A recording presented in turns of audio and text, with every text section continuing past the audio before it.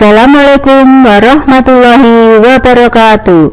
Kita berjumpa lagi untuk belajar bersama dengan Ibu Eni Krisnawati.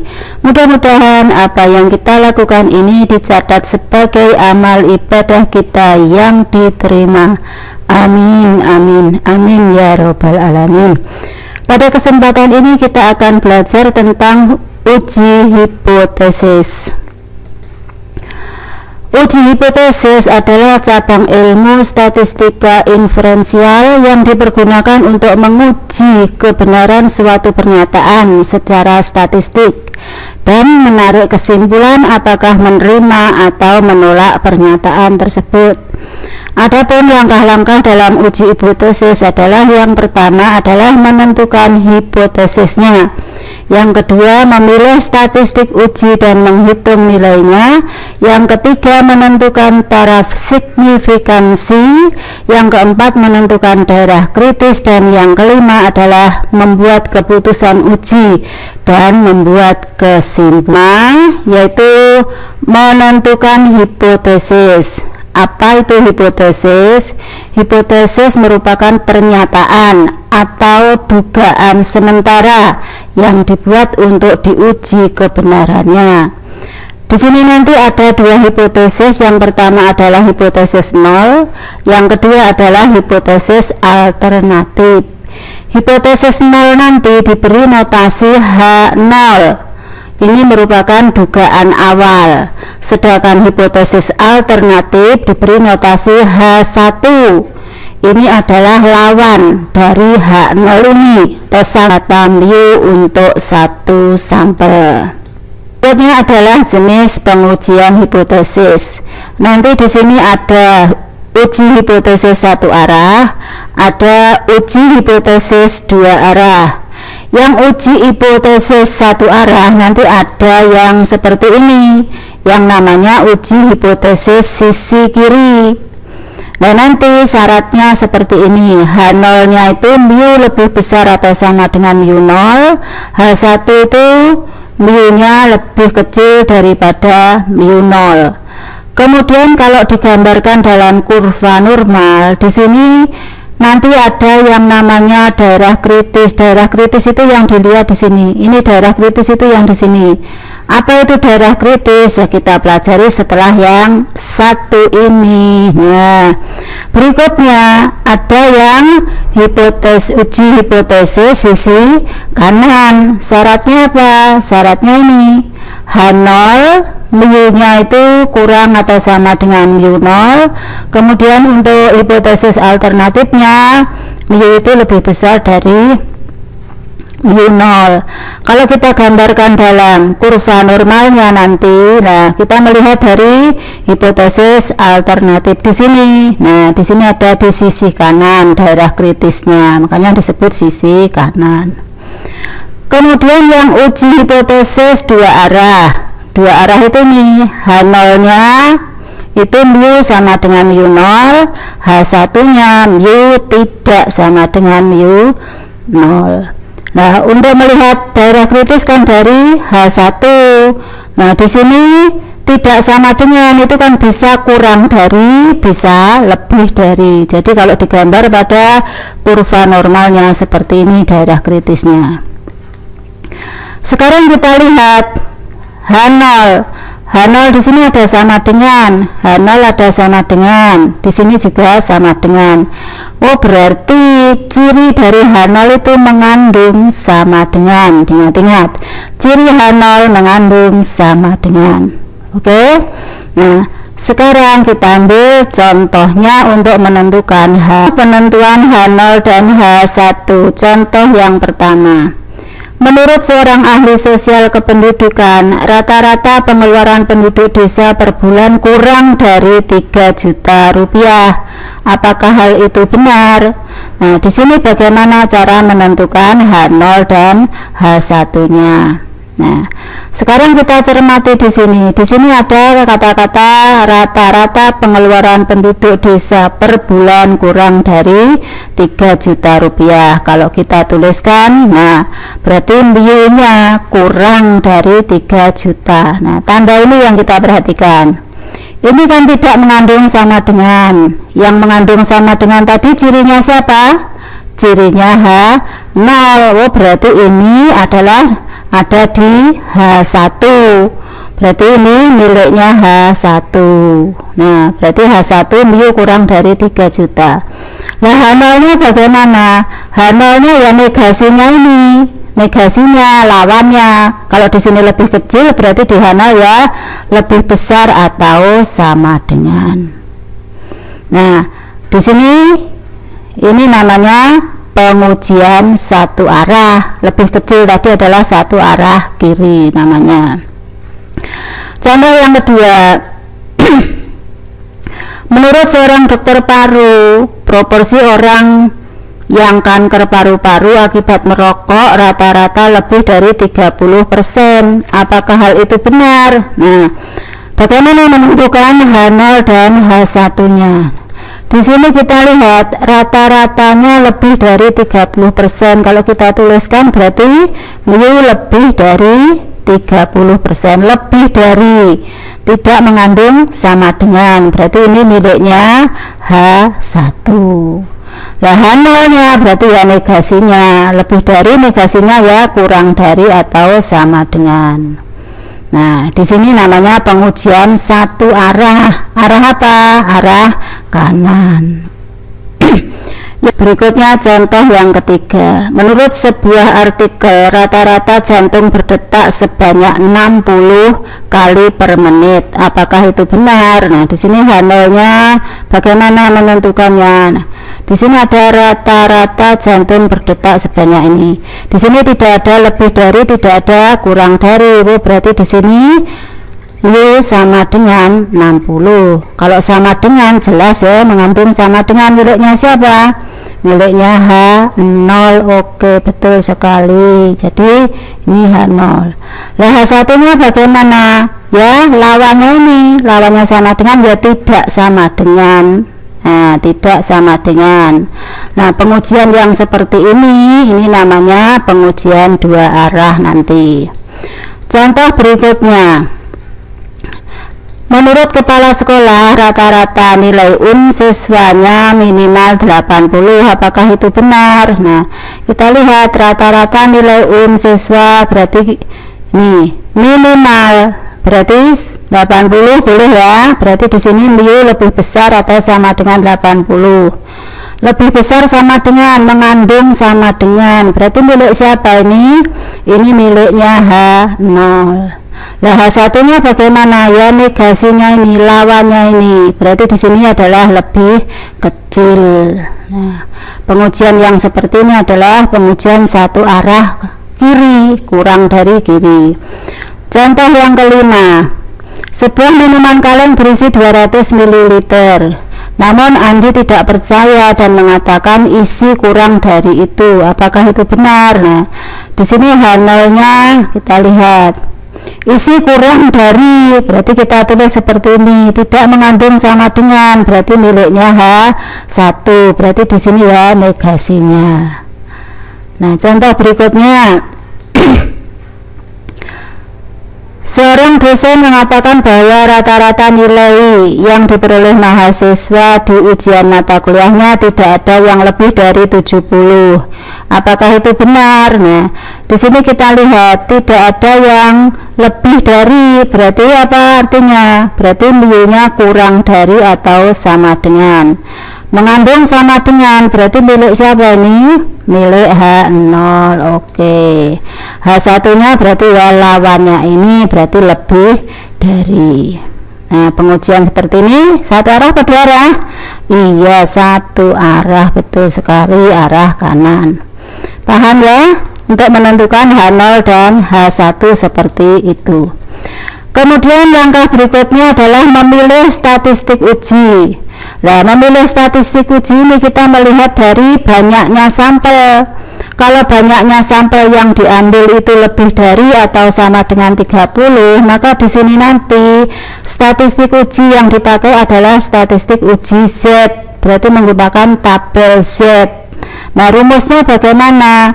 Rumusnya di sini adalah Z sama dengan X bar rata-rata dari sampelnya tadi min mu 0 ini adalah rata-rata populasinya, dibagi dengan sigma itu adalah standar deviasinya, kemudian n di sini adalah banyaknya sampel yang diambil. Nah, sekarang bagaimana kalau n-nya kurang dari 30? Nah, jika n-nya kurang dari 30, maka statistik uji yang dipakai adalah uji T. Tabel yang digunakan juga tabel T. Nah, rumusnya bagaimana? T sama dengan hampir sama ya. Nah, yang ketiga, menentukan tingkat signifikansi alfa. Nah, taraf signifikansi atau derajat kepercayaan merupakan nilai batas toleransi peluang salah dalam menolak H0 atau batas maksimal kesalahan menolak H0. Nah, alfa nanti dinyatakan dalam bentuk persen. Alfa yang paling sering digunakan adalah 1%, 5%, 10%. Makin kecil persenannya di sini makin teliti penelitiannya. Biasanya yang kecil itu di bidang kedokteran ya, karena berhubungan dengan nyawa manusia.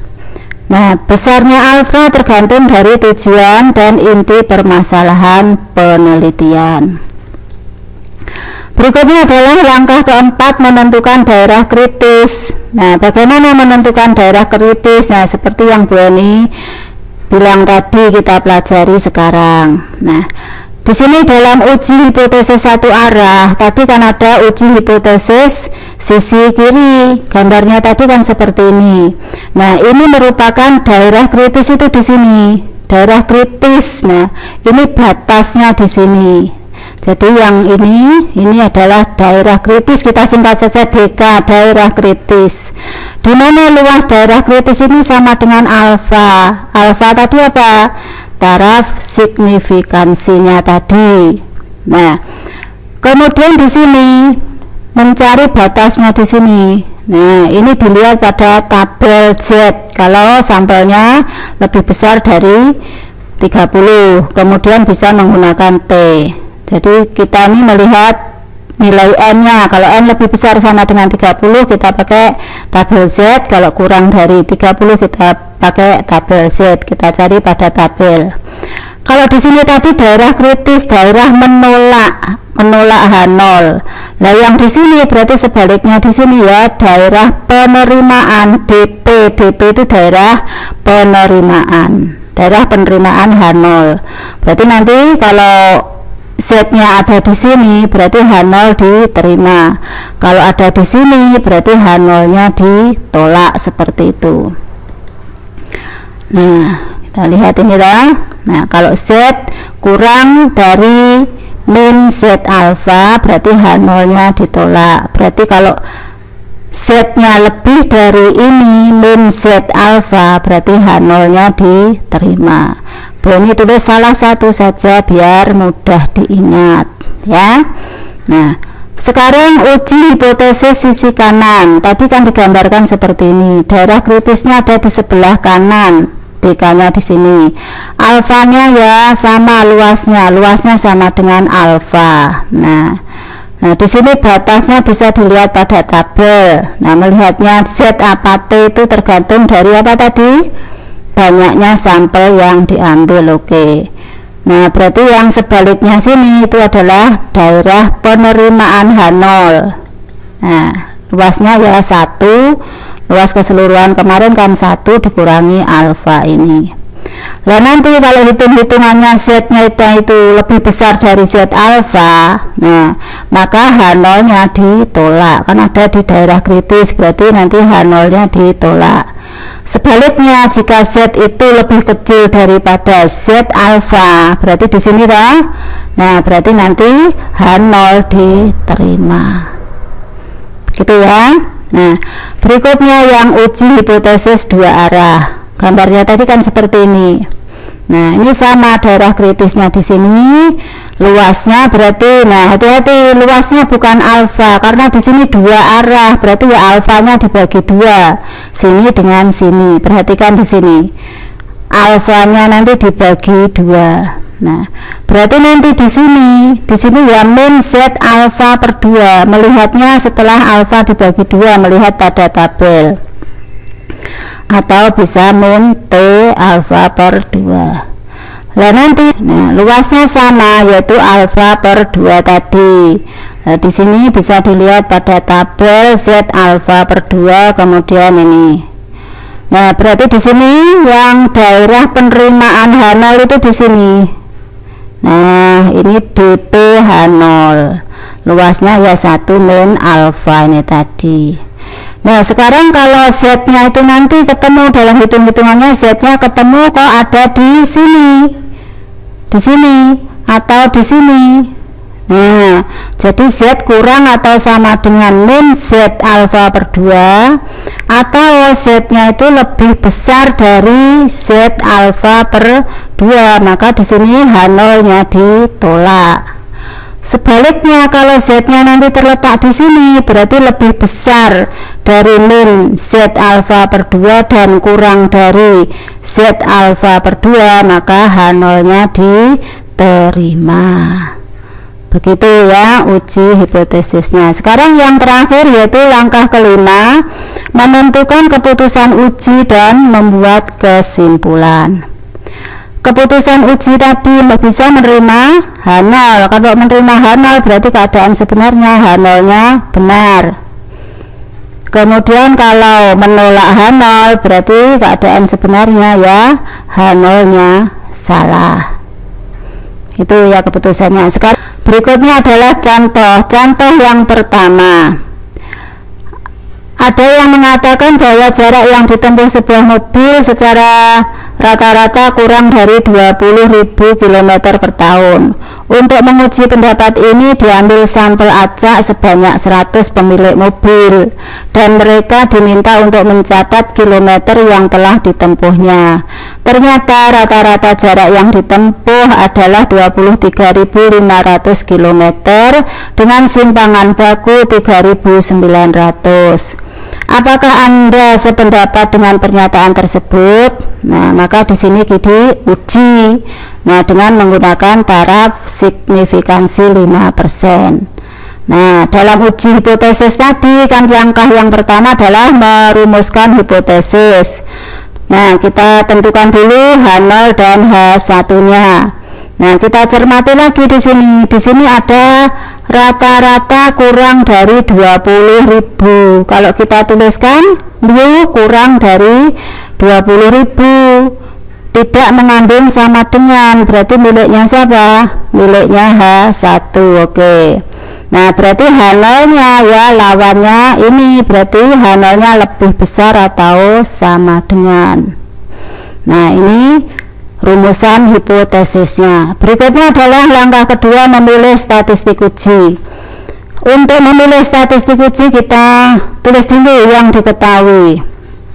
Nah, di sini tadi berarti ini sebagai mu0-nya, rata-rata populasinya adalah 20.000. Kemudian di sini ada diambil sampel acak 100, berarti n-nya sama dengan 100. Kemudian di sini ada rata-rata sampel. Rata-rata sampel itu adalah X-bar. X-barnya ada 23.500. Kemudian ini simpangan baku dari sampel, berarti kita tuliskan S. Boleh S, boleh sigma ya. Nah, biasanya kalau sigma itu untuk populasi, kalau S untuk sampel. Karena di sini n-nya adalah 100 n. Nah, jadi sampelnya 100 tadi kan lebih besar dari 30, berarti nanti uji yang kita pakai adalah uji Z, uji statistik Z. Nah, berarti Z-nya tadi sama dengan X bar min mu0 per S per akar dari N. Ya sudah, tinggal memasukkan nilai-nilainya ini ke sini. Nah, kita masukkan, setelah itu ketemu nilainya adalah sekian, 8,97 itu nilai Z-nya. Nah, Bu ini beri warna beda di sini. Nah, berikutnya langkah ketiga yaitu menentukan alfa. Nah, alfa tadi kan 5%. Nah, karena di sini tadi satunya kurang dari, berarti kan uji satu arah. Kalau satu arah ya dicari Z alfanya, ya. Kalau satu arah Z alfa, kalau dua arah berarti Z setengah alfa. Nah, di sini kita cari pada tabel. Nah, kita cari yang ada di tengah sini, yang nilainya yang tertulis angka 0,050. Kalau tidak ada ya yang mendekati, kita cari di bagian sini. Nah, di sini Bu ini pakai tabel yang di sini. Nah, perhatikan di sini. Jadi yang di daerah yang di sebelah kirinya ya. Nah, di sini ternyata 0, adanya 0,0505. Mencarinya di daerah sini ya. Nah, kalau sudah ini kita tarik ke kiri, kemudian ke atas. Ternyata di sini ke kiri ini ada min 1,6. Kemudian ke atasnya ada 4. Berarti Z alfanya adalah min 1,64. Nah, berikutnya menentukan daerah kritis. Nah, daerah kritis tadi ini tadi kan satu arah kiri kurang dari, berarti karena satu arah kiri. Kalau kita gambarkan pada distribusi normal kan seperti ini gambarnya tadi. Nah, berarti yang ini daerah kritisnya di sini, berarti di sini ini Z alfa itu batasnya di sini. Ini Z alfa sama dengan min 1,64. Berarti di sini min 1,64. Berarti nanti kalau Z-nya di sini berarti H0 ditolak. Kalau di sini berarti H0-nya diterima.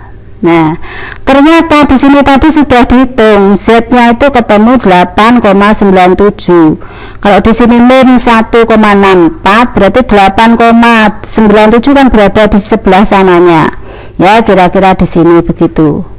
Berarti di sini kesimpulannya apa nanti? Berarti H0 ya diterima. DP daerah penerimaan. Ya kan? Nah, langkah berikutnya yaitu yang kelima, keputusan uji dan membuat kesimpulan. Nah, kesimpulannya karena Z tadi lebih besar dari Z alfa, ya toh, berarti di sini H0-nya diterima. Kesimpulannya apa? Kesimpulannya adalah rata-rata jarak yang ditempuh, ini tahu kesimpulannya. Nah, ditempuh sebuah mobil lebih dari 20 km. Begitu, paham? Oke, paham. Nah, kita ambil satu lagi contohnya. Di sini ada PT Karen merupakan perusahaan yang memproduksi makanan non kolesterol. Perusahaan ini menjamin bahwa konsumen akan turun berat badannya sebanyak 1 kg selama 2 minggu. Ini yang mau diet ya. Nah, dari 100 orang yang mengikuti program ini, ternyata rata-rata penurunan berat badan mencapai 0,8 kg dan standar deviasi atau simpangan baku ya 0,23 kg. Dengan taraf nyata atau taraf signifikansi 5%, apakah pernyataan dari perusahaan ini benar? Nah, kita uji. Nah, apakah pernyataannya benar? Nah, yang pertama tadi adalah merumuskan H0 dan H1. Melihatnya dari mana? Nah, di sini ada konsumen akan turun berat badannya sebanyak, tidak ada lebih besar, tidak ada lebih kecil, artinya mu sama dengan 1.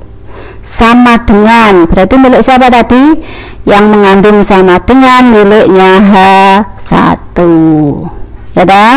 Nah, miliknya H0. Nah, berarti di sini H1-nya ya negasinya berarti tidak sama dengan. Oke. Langkah kedua, memilih statistik uji. Nah, kita tulis dulu yang diketahui. Berarti di sini merupakan nilai mu0. U0-nya 1. Kemudian di sini N-nya 100. Kemudian rata-rata X bar, rata-rata sampel X bar-nya 0,8. Standar deviasinya S 0,23. Nah, berarti karena N-nya lebih dari 30, kita pakai uji Z. Z-nya tadi sama dengan ini. Nah, sudah, ini kita masukkan ke sini. Nah, diperoleh berapa di sini? Diperoleh min 8,7. Nah, sekarang berikutnya, langkah berikutnya adalah menentukan alfa. Alfa taraf signifikansi atau taraf nyata sama saja, berarti alfanya tadi 5%. Perhatikan di sini H1-nya kan tidak sama dengan 1, berarti nanti ujinya uji dua arah, arah kiri dan arah kanan. Kalau dua arah berarti nanti di sini kita mencarinya ya Z setengah alfa, bukan Z alfa karena dua arah nih ya, perhatikan. Berarti kita cari setengahnya alfa berapa? Nah, setengah alfanya 0,025.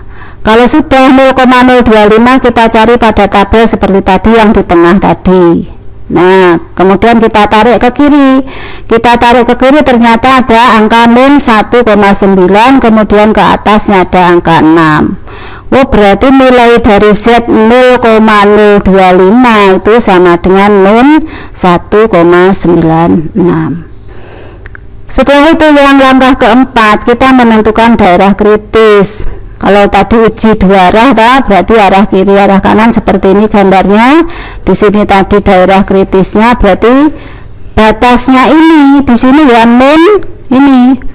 Nah, min 1,96. Luasnya ini dengan ini kan sama. Oh, berarti ya di sini positifnya, di sini negatif, di sini berarti ya positifnya. Nah, begitu. Berarti di sini adalah H0-nya itu di sini. Langkah berikutnya keputusan uji ya. Nah, bagaimana memutuskan? Kita lihat di sini Z-nya tadi kan ini min 8,7. Di mana letak min 8,7? Berarti kan di sana. Ya di sini. Ini berarti terletak di daerah kritis. Berarti Z lebih kecil dari Z setengah alfa. Ini tadi kan Z setengah alfa. Nah, berarti karena Z-nya lebih kecil dari Z setengah alfa, maka di sini terletak daerah kritis, berarti H0-nya bagaimana? H0-nya ditolak. Nah, H0-nya ditolak.